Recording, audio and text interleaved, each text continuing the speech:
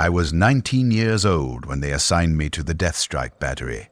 The recruitment officer never asked what I wanted. He scanned my aptitude slate, noted my scores in mechanical comprehension and stress tolerance, and stamped my transfer papers. I remember the sound of the stamp, a dull thunk that seemed too quiet for something that would define the next 31 years of my life. The battery designation was Throne's Patience. I didn't understand the name then. I catalogued it as peculiar, a weapon system named for waiting. The transport shuttle that carried us to the installation was cramped, filled with 17 other recruits. Most were my age, pulled from various guard regiments or Munitorum training facilities. We didn't speak much. The shuttle's engine produced a constant low-frequency vibration that made conversation difficult. I felt it through the metal bench, through my spine, into my skull. 3 hours of that tremor. I remember thinking it was preparing us, somehow, teaching our bodies to merge with machinery. The installation itself was built into the side of a mountain range, on a world whose name I was never told. They called it Station 17, granite and reinforced rockcrete, 8 levels deep into the stone. The mountain protected us, they said. From orbital strikes, from enemy artillery, from everything except time and our own anticipation. The air inside tasted of recycled moisture and machine oil. Temperature held constant at 17 degrees Celsius. I know because I checked the environmental gauge during my first week. 17 degrees. I wore the same regulation thermal underlayer for the next 3 decades, and the temperature never changed. Our training officer was Sergeant Volk. He was 53 years old and had been stationed at Throne's Patience for 28 years. He told us this on the first day, standing before us in the main assembly hall. 28 years maintaining a weapon that had never fired. His face held no bitterness about this, no pride either. Just the same neutral expression I would learn to recognize in every long-term battery crew member. The face of someone who had made peace with waiting. The Death Strike missile, he said, is a single-use strategic asset. Deployment authorization comes directly from Segmentum Command. Your role is to ensure that when, if authorization arrives, the weapon functions perfectly. One launch, one target, one opportunity to justify your existence. He paused. Let us process that. Most of you will retire without ever seeing it fire. This is not failure. This is success. The Death Strike exists as deterrent as much as weapon. Its presence prevents wars. Its readiness ensures enemies remain cautious. You are not here to launch missiles. You are here to be ready to launch missiles. There is a difference. Learn it. The battery itself consisted of one launch vehicle. Just one. It sat in the central hangar, a massive wheeled platform with hydraulic stabilizers and a single missile tube angled toward the retractable roof. The missile was 62 meters long, painted in standard Imperial gray, with purity seals running its length. I counted them once during a maintenance shift. 117 seals, each one inscribed by the station's priest, sanctifying different sections of the warhead assembly. They taught us every component, every subsystem, every maintenance ritual. The missile's guidance cogitator required daily blessing and incense application. The fuel cells needed pressure checks every 6 hours. The warhead itself, a vortex warhead, capable of tearing a hole in reality, was monitored constantly by redundant sensor arrays. Any deviation from baseline readings triggered immediate investigation. My assignment was loader crew, a misleading title since the missile was preloaded and never removed. What we actually did was maintain the loading mechanism, the hydraulic systems that would theoretically allow rapid reload if a second missile ever arrived. It never would. The station had one missile, one purpose, but the loading mechanism still required maintenance, lubricant every 48 hours, pressure seal inspection weekly, hydraulic fluid replacement monthly. I performed these tasks for 31 years. There were 8 of us on loader crew. Volk assigned us to rotating shifts, 4 on duty, 4 resting. We worked 12 hours, rested 12 hours, repeated endlessly. The other three on my shift were Kovar, Hadris, and Tevin. Kovar was 22, pulled from Akkadian regiment after his trench was overrun, and he was the only survivor. He never spoke about it, but I saw him check the hangar's exit routes compulsively during the first month, making sure he could run. Eventually, he stopped. Nowhere to run to, 8 levels down in a mountain. Hadris was 31, former vehicle mechanic from a forge world whose designation I never learned. He approached every task with methodical precision. When he cleaned a hydraulic coupling, he would disassemble it completely, clean each component separately, then reassemble it in exactly the same sequence every time. I watched him do this hundreds of times over the years. The ritual never varied. Tevin was 19, like me. We arrived on the same shuttle.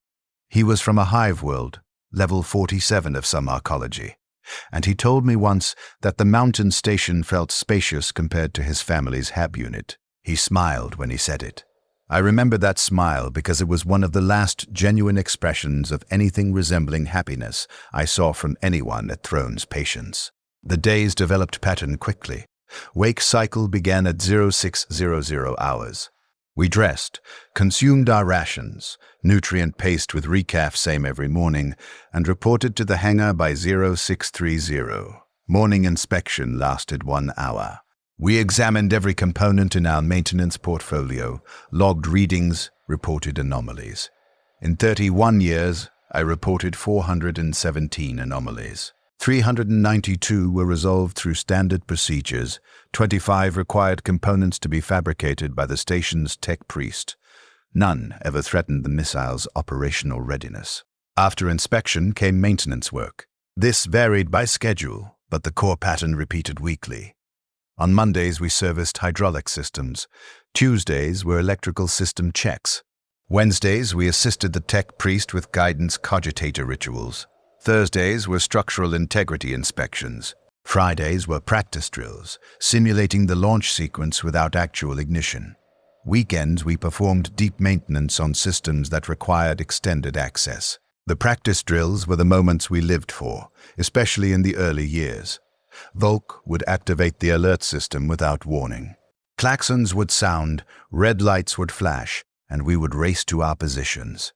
Loader crew's role was to disengage the transport locks, activate the hydraulic stabilizers, and prepare the theoretical reload mechanism. We had to complete this in under 8 minutes. Our best time was 6 minutes, 42 seconds.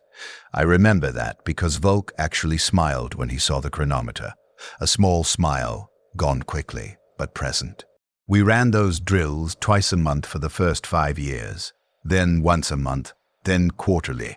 By year 20, we performed drills only during Munitoran inspection visits. The inspectors needed to see operational readiness. We demonstrated operational readiness. They marked their forms as satisfied. Everyone understood the performance being enacted. Between the structured work, there was time. So much time. The station maintained a recreation deck on level 3.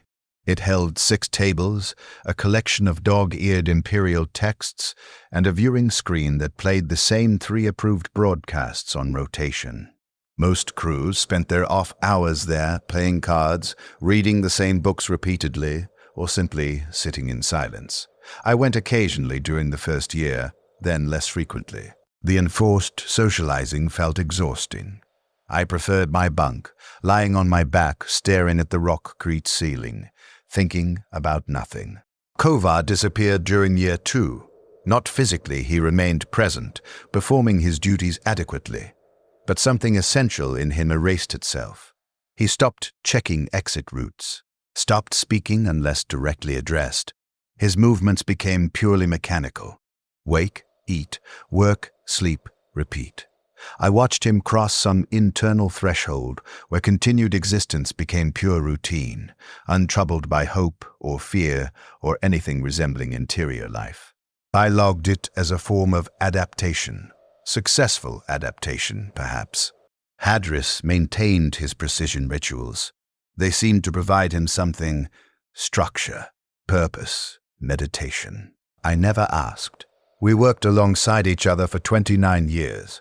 performed thousands of maintenance procedures together, and I never asked what the rituals meant to him. It seemed invasive. Everyone at Throne's Patience developed private mechanisms for enduring the waiting. You didn't examine them. You respected the silence. Tevin was different. He tried to maintain connection, fought against the erosion I could feel happening to all of us. He told stories during work shifts, memories of his HAB level, his family, a girl named Sarah he'd planned to marry before conscription. The stories were small, inconsequential: a food vendor who made exceptional corpse starch noodles, a broken elevator that everyone used as a message board, a viewing platform where you could see level 53 if you looked up at the right angle. I listened. In the beginning, I even responded, shared my own memories. My family operated a small textile manufactory. I had 2 brothers. My mother sang while she worked, songs in a dialect I could no longer quite remember. I had been apprenticed to the local tech priest, learning basic rites when the guard recruiter arrived. These details felt real when I first spoke them. Solid, mine, but they faded. Not all at once. Gradually, like the purity seals on the missile that slowly degraded despite our preservation efforts. By year 5, when I tried to recall my mother's face, I could only reconstruct it approximately. By year 10, the memory felt like something I'd read rather than experienced. By year 15, I stopped trying to access those archives. The files had corrupted. I noted the loss, filed it under acceptable degradation. Continued function. Tevin noticed. I saw him watching me sometimes during year 6 or 7. He would start a story, pause, wait for my contribution. I would say something brief and procedural. Yes, or I remember something similar, or continue. Eventually he stopped pausing. Eventually he stopped telling stories. I logged the date he went silent, year 7, month 4, day 17. The last story was about a broken water pipe in his HAB unit and how his father fixed it using scavenged materials and Imperial prayers. He laughed, telling it. A real laugh, then nothing. After that, he was quiet like the rest of us. The battery crew was larger than just the 4 of us on loader team. There were 23 personnel total, 4 loader crew, 4 targeting specialists, 3 fuel systems technicians, 2 warhead monitors, 4 security personnel, 1 tech priest, 1 Medicae, and Sergeant Volk as battery commander, plus 3 administrative staff who managed supplies and communications with distant Munitorum offices. 26 souls total, counting Volk and the support staff. We existed in a closed system. Supply shuttles arrived every 6 months, delivering rations, replacement parts, and official communications. The communications were always the same: status requests, supply confirmations, updated Imperial devotional texts, never launch authorization. Never strategic updates that would indicate why a death strike might be needed. Just bureaucratic maintenance of an asset held in perpetual reserve. The arrivals became events. The entire crew would gather in the surface hangar to watch the shuttle land. Not because the supplies were interesting, but because it was different. A disruption in pattern. The pilots were always new. The route rotated among different transport wings.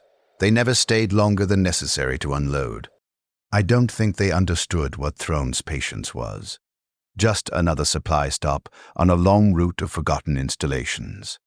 I tried talking to a pilot once. Year 9. I asked him what was happening in the war. Which war, he asked? I didn't have an answer.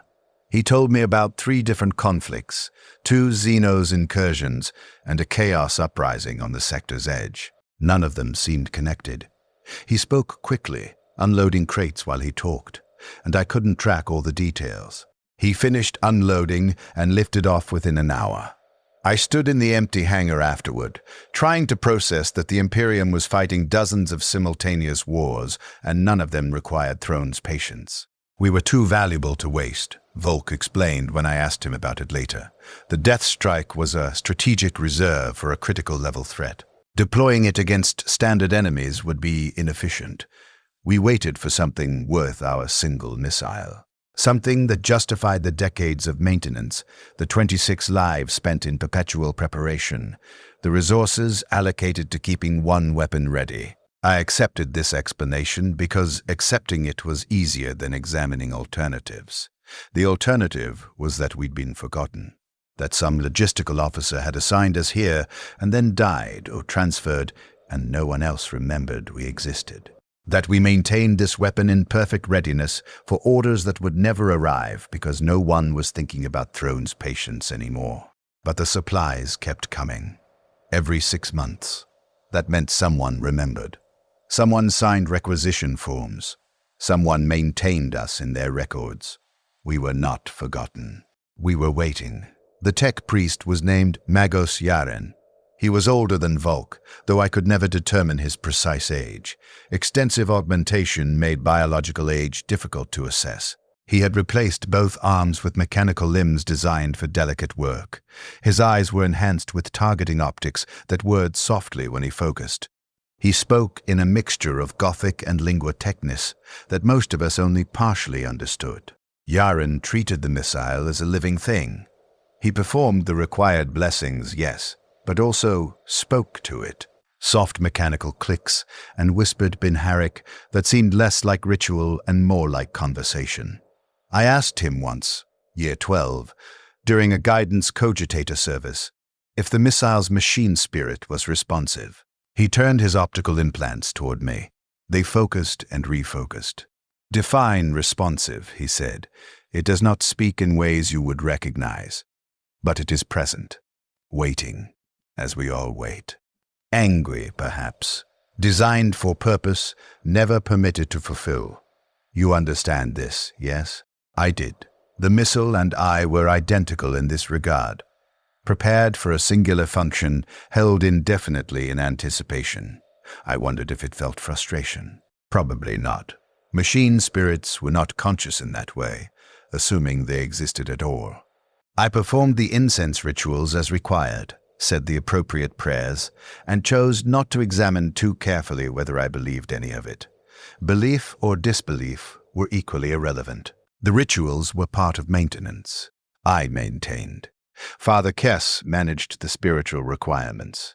He was the station's priest, responsible for our weekly devotions and the sanctification of station activities. He led prayer services every Sunday in the small chapel on level 4. Attendance was mandatory. We would gather, 26 of us in 3 rows of benches, and recite the approved litanies. The Emperor protects. The Emperor provides. The Emperor knows our service even when others forget. That last one felt pointed. Kess would emphasize it, making eye contact with various crew members, reminding us that our isolation was not abandonment. We served even in our waiting. The Emperor valued preparation as much as action. Our readiness was itself a form of combat against the Imperium's enemies. I wanted to believe him. In the early years, I think I did.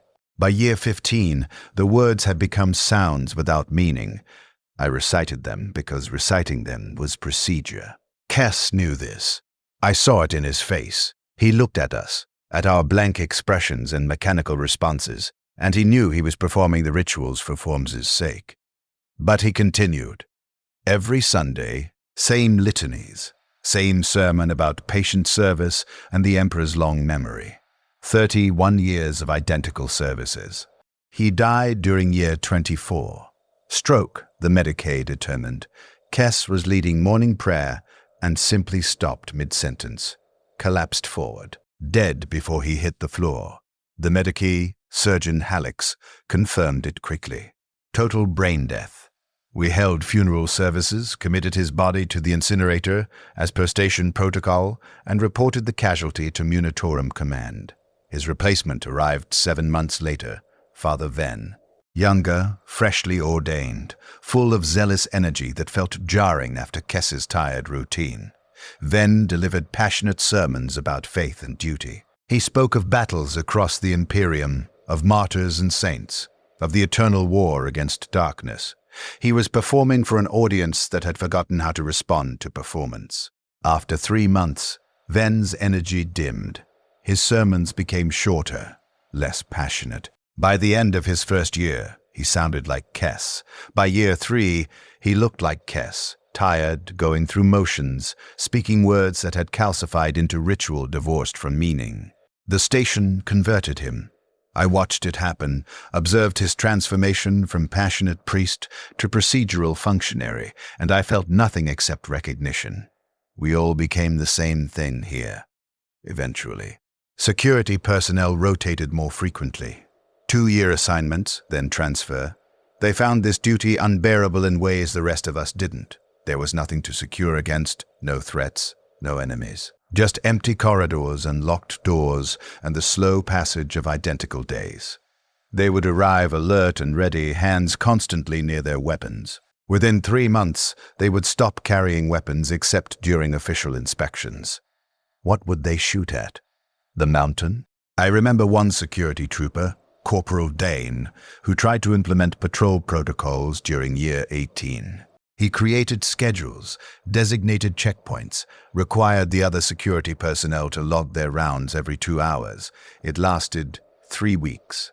Then someone, possibly Sergeant Volk, possibly Dane himself, recognized the absurdity.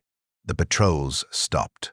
Dane sat in the security station for the remainder of his assignment, reading the same books everyone else read, waiting for his transfer like a prisoner awaiting release. Most of us had stopped waiting for release. We had accepted that Throne's patience was our permanent station. We would grow old here, die here, be replaced by the next generation of crew who would also grow old and die here, maintaining a weapon that existed in eternal preparation for a moment that seemed increasingly theoretical. Except it wasn't theoretical. Sergeant Volk reminded us of this. Year 20. During one of our rare practice drills. We completed the drill, logged our times, and Volk gathered us in the hangar. He looked at the missile, then at us. "This weapon has destroyed 14 targets in its service history," he said. 14 times, on 14 different worlds, crews like ours received authorization and executed their function. Each crew spent decades preparing. Most spent longer than we have. Station 37 maintained readiness for 63 years before deployment. When authorization came, they launched within 20 minutes. The target was obliterated. 40 million casualties. Enemy advance halted. The crew was reassigned. The weapon was decommissioned. He paused. Let us absorb that. We are not forgotten.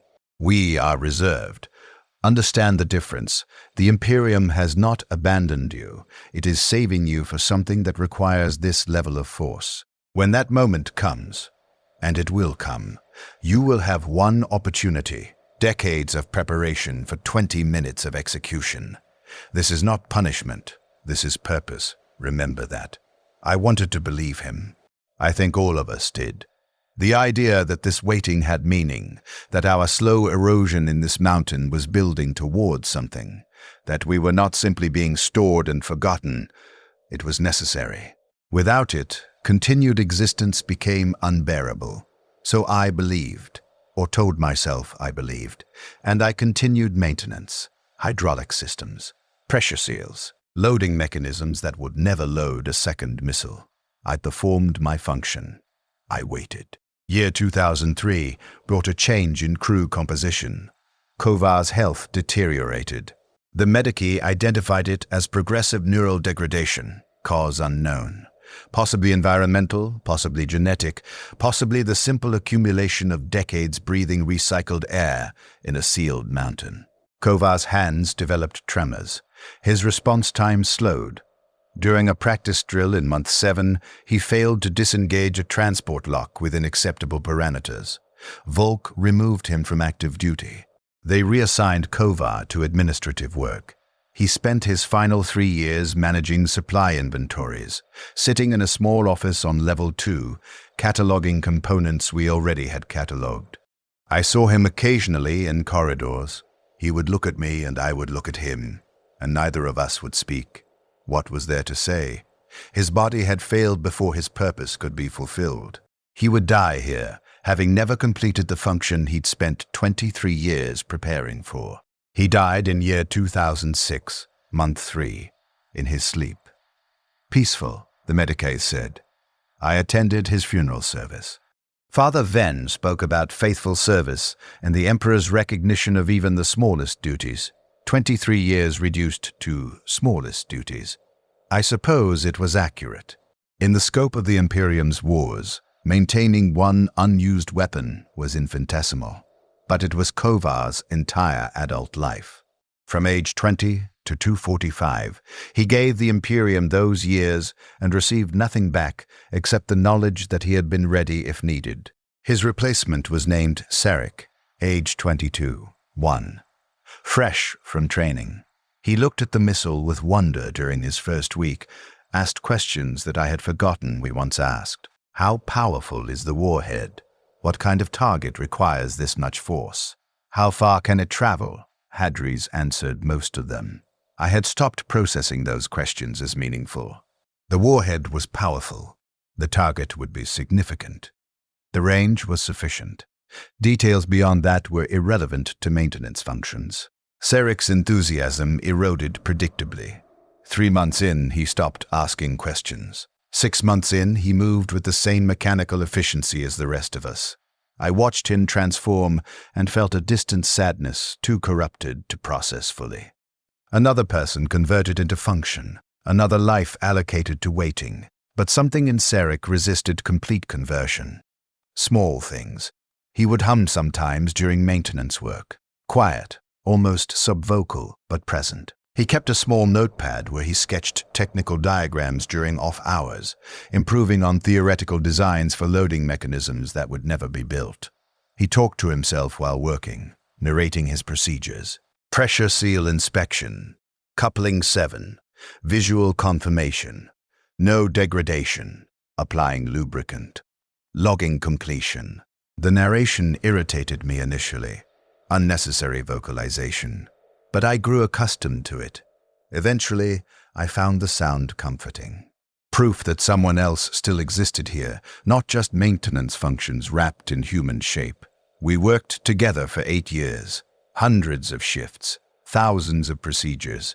We developed efficient coordination. I would position components, he would secure them, he would identify anomalies, I would log them. We communicated mostly through gesture and timing, words increasingly unnecessary. I knew how he moved, how he breathed, the small sounds he made when concentrating on delicate work. Year 31, month 9, day 12. I remember the date because it was the last day everything meant what it had meant before. The communications array activated during night cycle. 0347 hours. I was in my bunk, not sleeping. I rarely slept more than 4 hours by that point when the alert system triggered. Not the practice drill klaxon, the communications priority alert. 3 short tones repeated. I had heard it exactly once before, during a system test in year 4. I dressed quickly, reached the command center on level 1 within 4 minutes. Others were already there. Volk, the targeting specialists, the communications operator. Volk's face was different. Alert in a way I hadn't seen in decades. The communications operator was working frantically, confirming authentication codes, verifying encryption protocols. Authorization confirmed, the operator said. His voice was shaking. Launch order authenticated. Segmentum command priority alpha. Target coordinates confirmed. Countdown authorization granted. Volk turned to the rest of us. The entire crew had assembled. 23 of us, Kovar dead, 2 security personnel on surface patrol. This is authentic, Volk said. We have received deployment authorization. Target is a chaos-corrupted hive city on Veridia Tertius. Population 14 million, 80 to 7% corrupted per inquisitorial assessment. Conventional forces cannot contain the spread. We are authorized for Vortex warhead deployment. Impact will eliminate the city and create a permanent warp rift, rendering the site uninhabitable but preventing corruption spread to neighboring regions. He paused, looked at each of us. We have trained 31 years for this. Load a crew, prep the launch vehicle.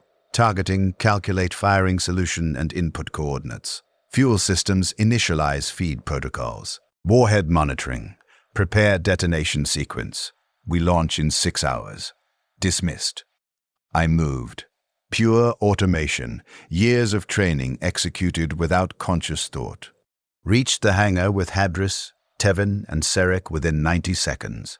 Began disengaging transport locks. My hands performed the procedures independently. Unlock sequence, hydraulic activation, stabilizer deployment, system verification. Serek was narrating his procedures, but faster now, with intensity. Transport lock 4 disengaged. Moving to lock 5. Hydraulic pressure nominal. Emperor guide my hands. His hands were shaking slightly. Not from fear. From something else. Anticipation. Purpose. The moment we had prepared for was actually happening. Hadris moved with his usual mechanical precision, but I noticed differences. He was faster, more efficient. All the ritualistic repetition he'd performed thousands of times had perfected his movements. He didn't need to think. His body knew exactly what to do. 30 years of preparation expressing itself in flawless execution. Tevin was crying. I saw tears on his face as he worked. He didn't stop working. His hands continued their procedures without pause, but tears ran down his cheeks. I didn't understand why until later. We completed loader crew prep in 7 minutes, 14 seconds, faster than our best practice drill. Volk confirmed our status, moved to the next crew. Targeting specialists were inputting coordinates, running calculation verifications. The tech priest was performing final blessings on the guidance cogitator, speaking rapidly in Binharic. Father Ven stood near the missile, hands raised, reciting litanies of sanctification. I stood at my station and realized my purpose was complete. The loading mechanisms were ready. If a second missile existed, we could load it. But there was no second missile. There would never be a second missile. My function was finished. I had nothing left to do except wait for others to complete their functions. The 6 hours were the longest and shortest of my life. Time distorted. Minutes felt like seconds, and also like hours. I remained at my station because I had nowhere else to be. Serek stood beside me. He had stopped crying, stopped narrating. He was staring at the missile with an expression I couldn't pass. "We did it," he said quietly. 31 years. We actually did it. 8 years for you, I said. 31 for me. Does it feel different? He asked, knowing the wait is over. I processed the question, examined my internal state, tried to identify what I felt. No, I said finally. It feels the same. We are performing our function. This is what we were designed to do. He looked at me. You don't feel anything? I feel operational readiness, I said. It was the truth. I had expected something. Relief, satisfaction, vindication, proof that the decades meant something. But I felt only the same emptiness I had felt every other day. We were executing procedures. The procedures happened to be terminal procedures this time, but the internal experience was identical. Serek turned away. I think I disappointed him. He wanted this to be meaningful, transformative, the culmination of our service. I couldn't give him that. I had nothing left that could be transformed. Targeting completed their calculations. Fuel systems initialized the feed. Warhead monitoring confirmed detonation protocols. Each crew reported readiness to Volk. He stood in the center of the hangar, chronometer in hand, waiting for the authorization window. 0927 hours. Authorization window opened. Volk activated the final sequence. Thrones patience to all crew. We launch in 60 seconds. The Emperor protects. Mankind endures. Our service matters. The countdown displayed on every screen in the station. 60, 59, 58. I watched the numbers decrease. Each second precisely measured. Time as countdown. Purpose approaching completion. 30 seconds. The missile's systems activated. A deep hum filled the hangar. Vibration through the floor, up through my legs into my chest. The machine's spirit waking, 31 years dormant, suddenly called to function. 15 seconds. The roof retractors engaged. Massive hydraulic systems pulling back reinforced plating. exposing the mountain sky. Daylight poured in. I hadn't seen direct sunlight in months. It hurt my eyes. 10 seconds. Final authorization codes transmitted. Guidance locked. Target confirmed. Warhead armed. 5 seconds. Magos Yaren stepped forward, placed one mechanical hand on the missile's hull, whispered something in Binharik I couldn't translate. 3, 2, 1. Ignition. The sound was overwhelming. Not loud, beyond loud, a physical force that hit like a weapon. The missile's engine ignited, propellant burning at temperatures that turned the hangar's air shimmering and hot. The launch platform's stabilizers screamed under the stress. The missile lifted, slowly at first, then accelerating. I watched it rise through the open roof, watched the exhaust trail climbing into the sky, watched our purpose disappearing into atmosphere, carrying 31 years of preparation toward a target I would never see. The hangar fell silent. The missile was gone. Just like that. 62 meters of sanctified destruction, maintained for 3 decades, vanished in 90 seconds of flight. Someone was cheering. Tevin. He was actually cheering, hands raised, shouting praises to the Emperor. Others joined him. Hadris wasn't cheering, but he was smiling. Actual smile. Serik was laughing and crying simultaneously. Father Ven was weeping, hands clasped in prayer. Even Volk looked satisfied, something approaching happiness visible in his face. I stood watching them celebrate and felt nothing except awareness that I no longer had purpose. The missile would reach Viridia Tertius in 18 minutes. 18 minutes for decades of work to be justified or wasted. We assembled in the communication center to receive confirmation. The entire crew packed into a space designed for 5, watching the communications operator's screen, waiting for verification. The 18 minutes lasted forever. No one spoke. Tevin had stopped cheering. The reality was setting in. We had launched our weapon. Now we waited to learn if our entire adult lives had mattered. 0949 hours. Transmission received from orbital observers. Impact confirmed. Vortex warhead detonation successful. Target eliminated. Warp rift stable.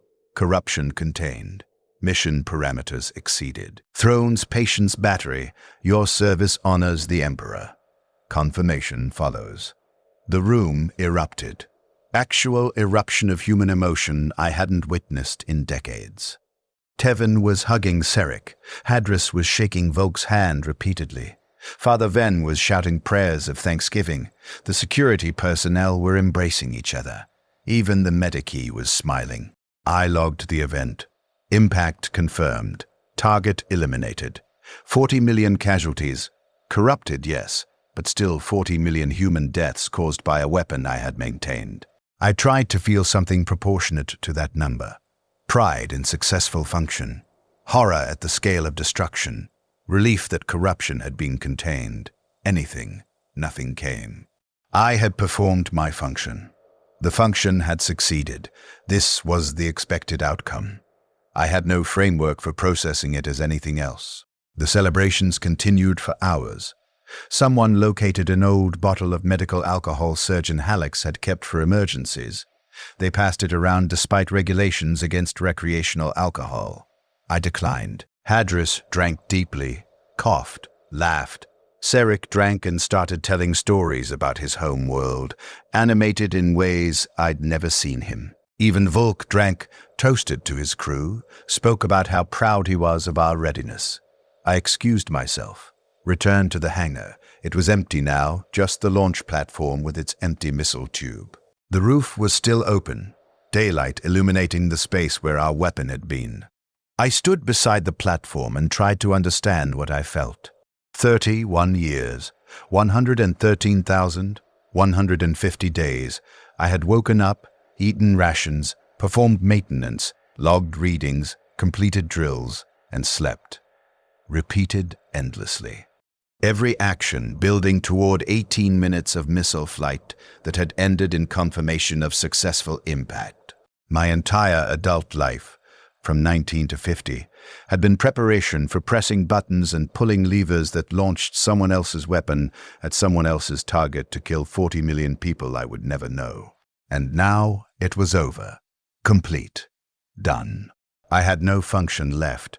The loading mechanisms didn't need maintenance anymore. There was nothing to load. The battery would be decommissioned.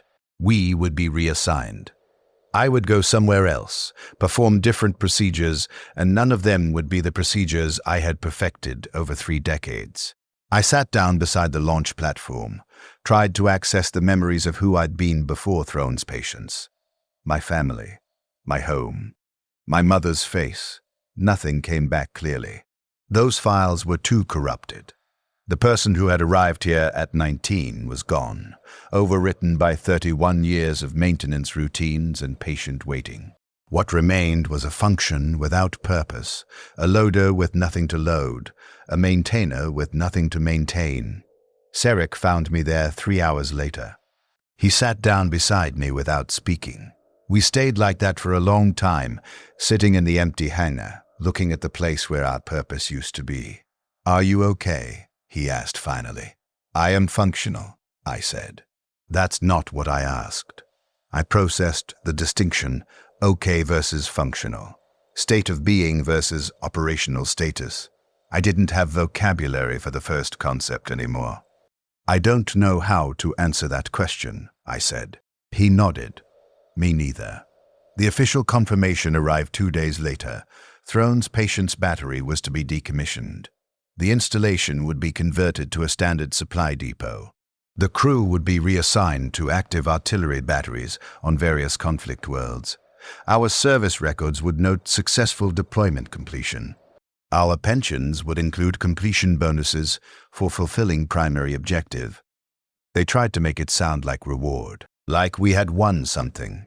We were being sent to active combat zones where our training and experience would be valuable, where we would have purpose again, where we would perform meaningful service instead of waiting.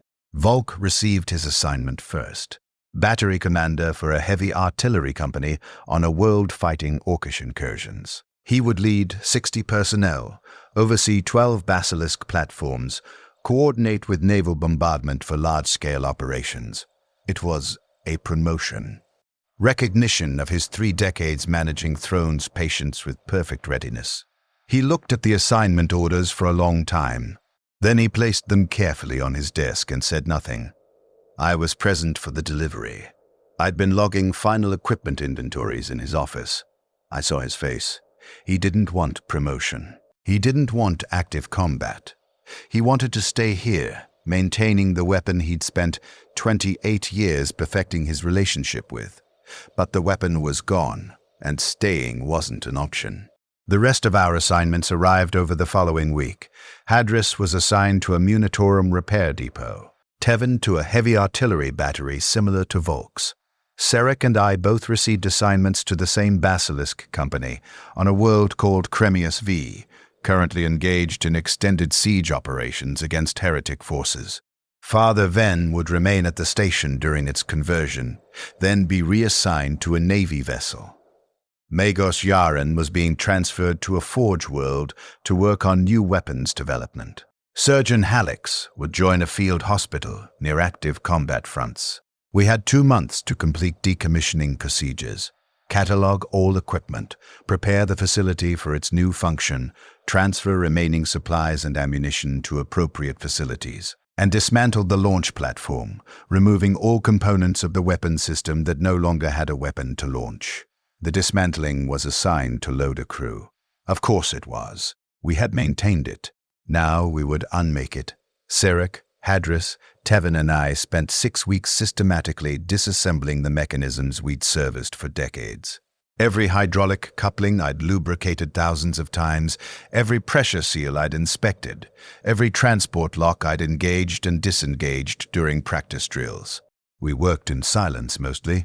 Occasionally Sarek would narrate a procedure, old habit asserting itself. Removing hydraulic coupling 14. Cataloging for salvage. Logging removal in inventory system. But his voice sounded hollow.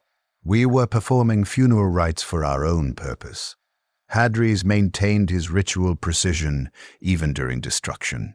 He would disassemble each component in careful sequence, clean it despite it being destined for salvage, then pack it methodically. I didn't understand why at first.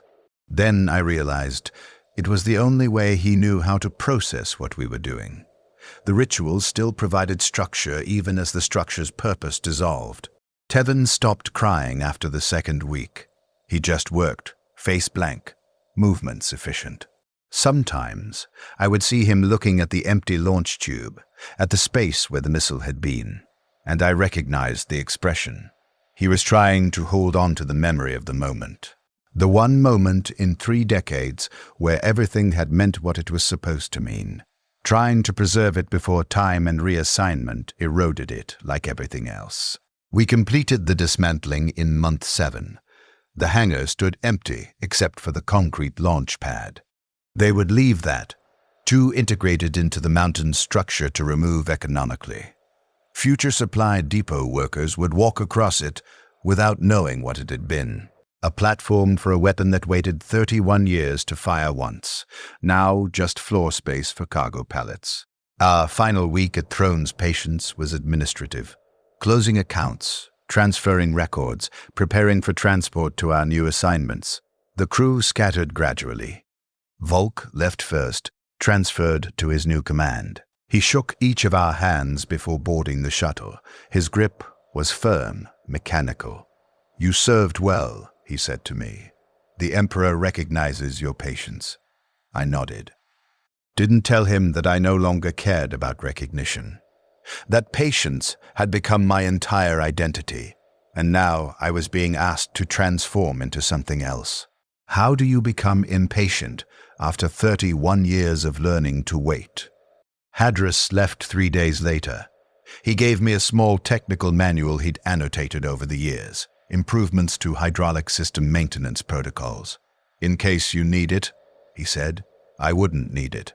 Basilisk platforms used entirely different systems, but I accepted it because refusing would have been cruel. It was his way of saying goodbye, offering something that mattered to him even though it had no practical value.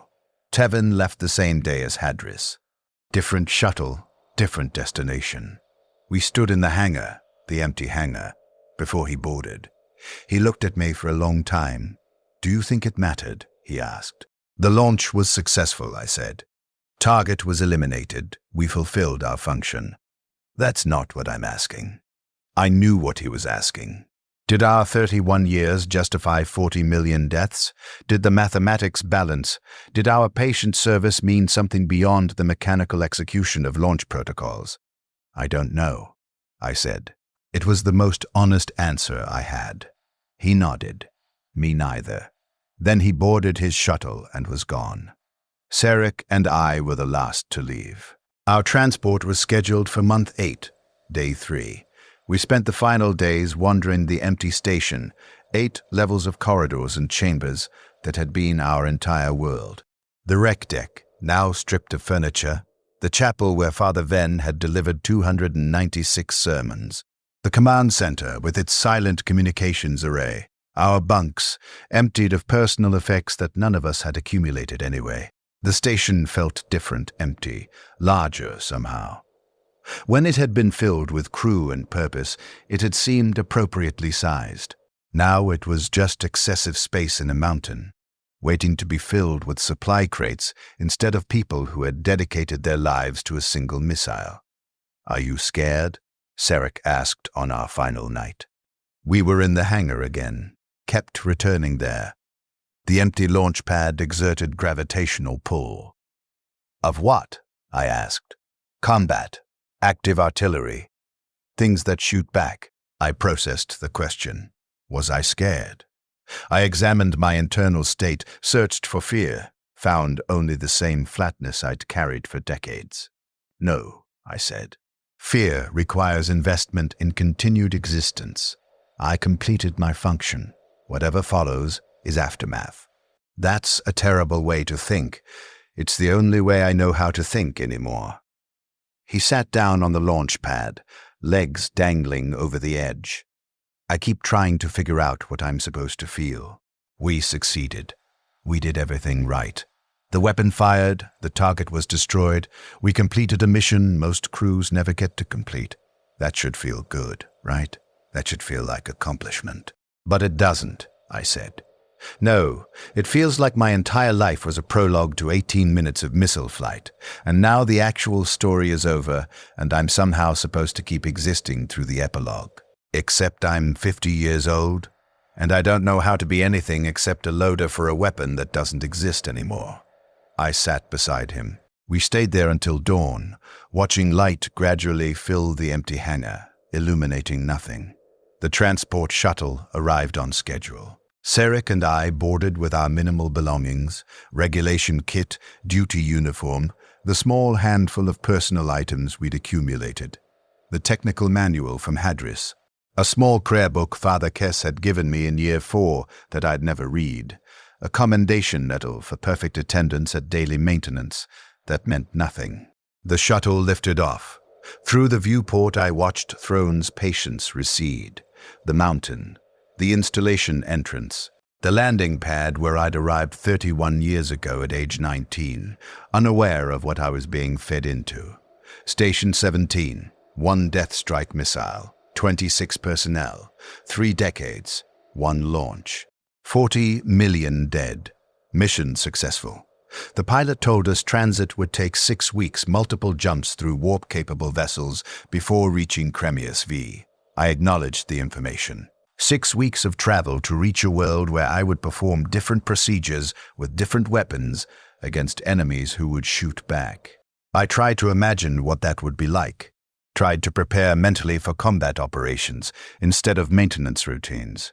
Couldn't. My mind kept returning to the hangar, to the launch pad, to the moment when our purpose disappeared into the sky and left us empty. Sarek was looking out the viewport, watching the stars. "Do you think the people on Viridia Tertius knew?" he asked quietly. "Before the missile hit, do you think they had time to understand what was happening? Vortex warheads detonate on impact. No warning. 40 million people," he said, "just gone. Because we maintained a missile perfectly for 31 years. They were corrupted," I said. It was the justification we'd been given. Chaos touched, lost to humanity. Better dead than serving darkness, the mathematics of imperial necessity. "I know," Sarek said, "but they were still people once. Before corruption they had lives, families, purposes, and we deleted them. We performed our function," I said. "The Imperium determined the necessity. We executed orders." He turned away from the viewport, looked at me. "Does that make you feel better? Distributing responsibility?" "No," I wanted to say. "Nothing makes me feel better. I don't feel better or worse. I don't feel.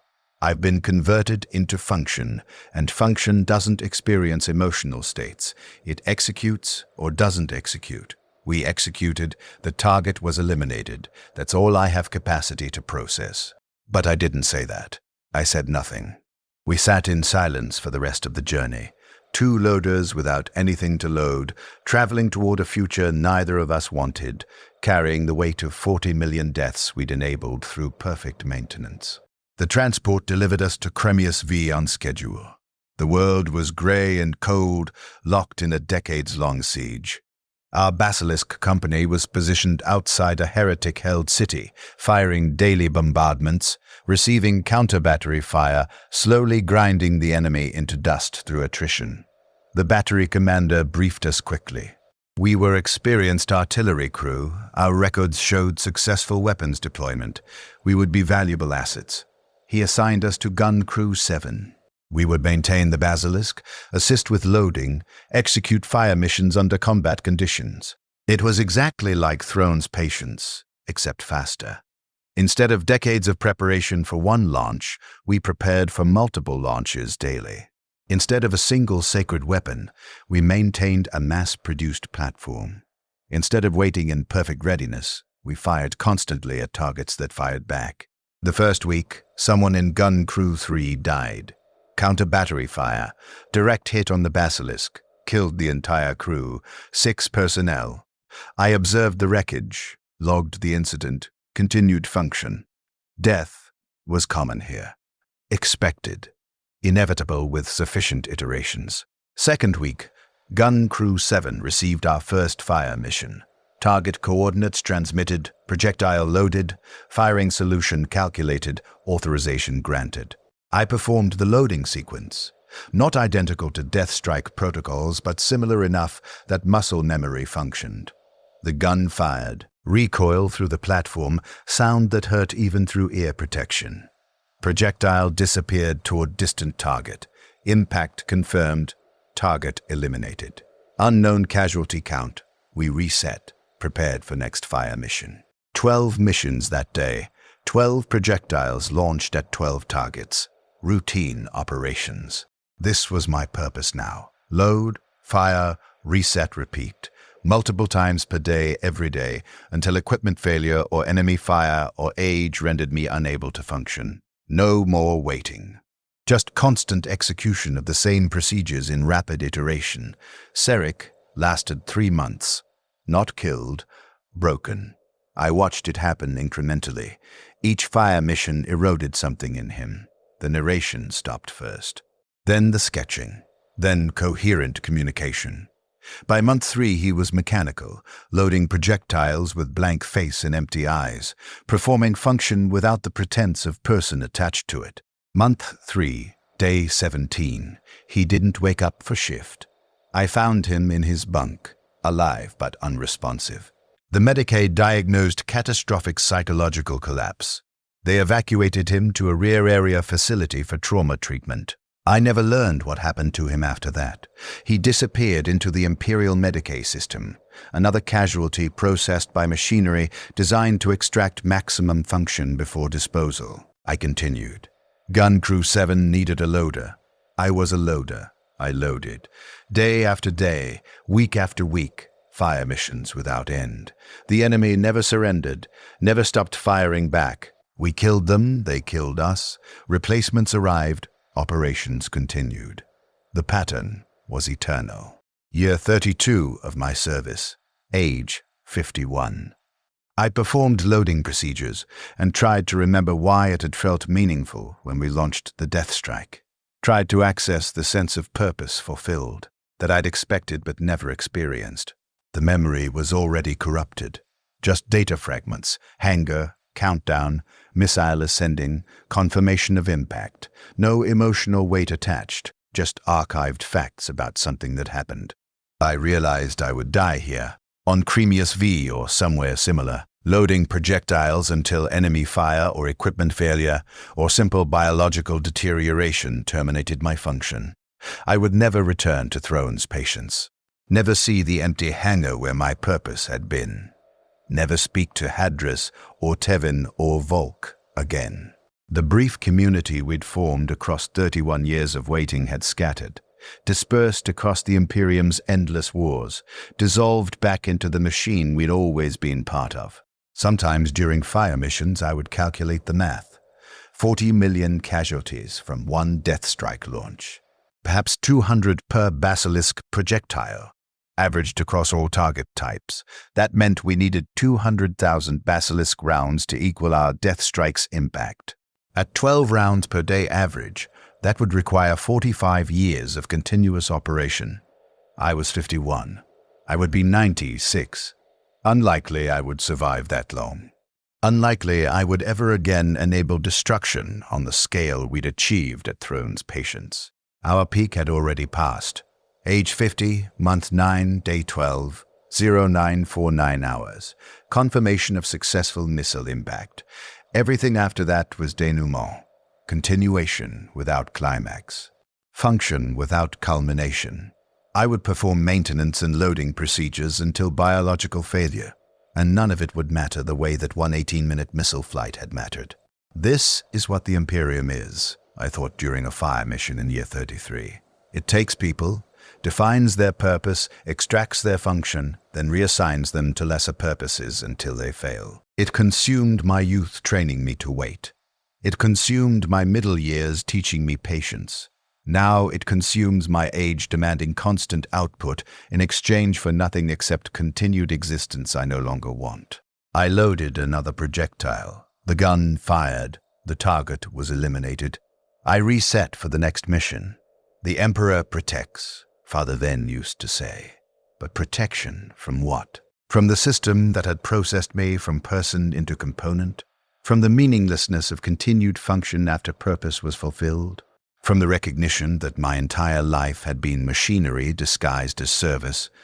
No protection came. I performed my function. The war continued. The Imperium ground forward, consuming everything in its path, converting blood and time and patience into temporary advantage purchased at incalculable cost. I was 53 years old. I had served the Imperium for 34 years. I had maintained one Deathstrike missile for 31 years and launched it successfully once. I had loaded approximately 12,000 Basilisk rounds in 2 years of combat operations. I had enabled the deaths of perhaps 40 million, 240,000 people total. I could not remember my mother's face, could not recall my home world's name, could not access most memories from before age 19. The person I had been was gone, overwritten by decades of procedure and patient waiting and constant function. What remained was this, a loader, loading projectiles, day after day. Fire mission after fire mission, performing function because function was all I knew, waiting for the moment when biological failure would finally permit termination of service. But that moment kept not arriving. I continued. The machine required my function, so I functioned. This is what service means. This is what duty requires. This is what the Imperium extracts from everyone it touches.